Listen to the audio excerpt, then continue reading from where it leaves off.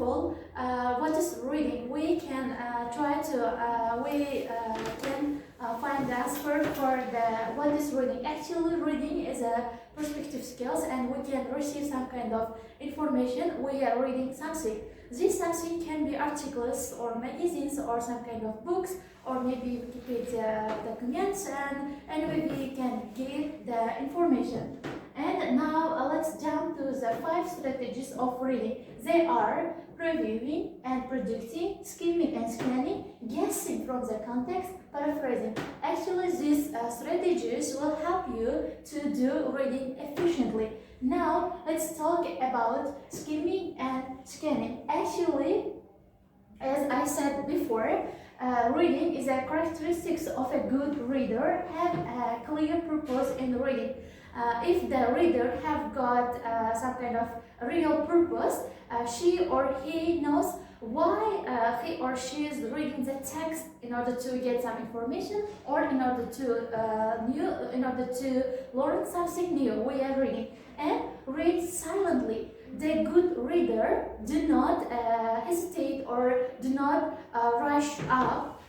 He or she read silently in order to digest the main idea and read phrase by phrase or rather than word by word. Actually, good reader pay attention to the phrases, and she or he try to learn something. Some kind of phrases we are reading rather than word by word. It's related to the translation.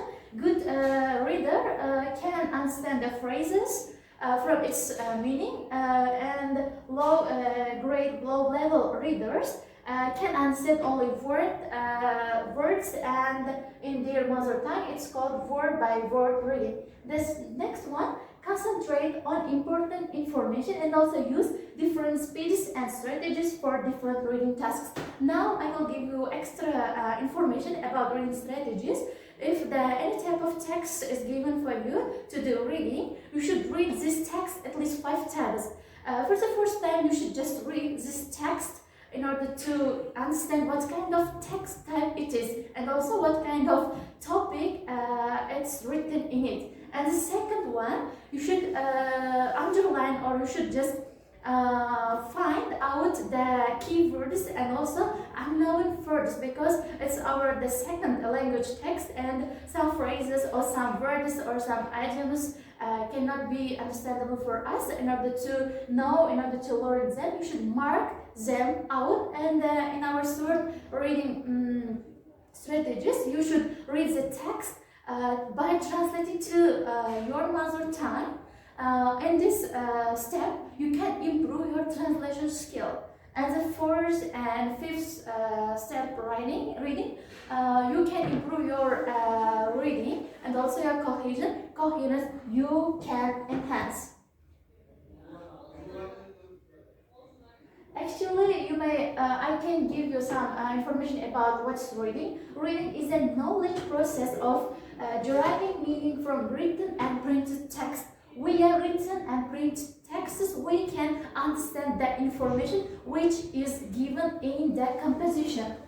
And it's one of the most important life skills, and it's very necessary to succeed in the university. Of course, so many students asked me, teacher, how can I improve my 4 skills? And I can respond to their question, only reading can stimulate you to improve your all 4 skills. Reading can help you to improve your speaking skills, and also reading can help you to improve your writing skills and also listening skills, because via reading you can get the information. While getting the information, you can learn some new phrases, you can learn some kind of new information. By knowing the new information, you can widen your horizon. And also remember that reading in English is like reading in your native language. It's not always necessary to read and understand each and every word in English. Yeah, sometimes if we do lots of reading, and we can face some kind of unknown words. In that case, we do not need to translate each word which is unknown to us. By guessing the meaning, we can guess the words translation in our mother tongue, and we guessing we can understand the text. according to the context. And also one important reading strategy is called skimming. Skimming is a rapid reading focusing on the title, headings, topic, sentence, and signposts to get the main idea.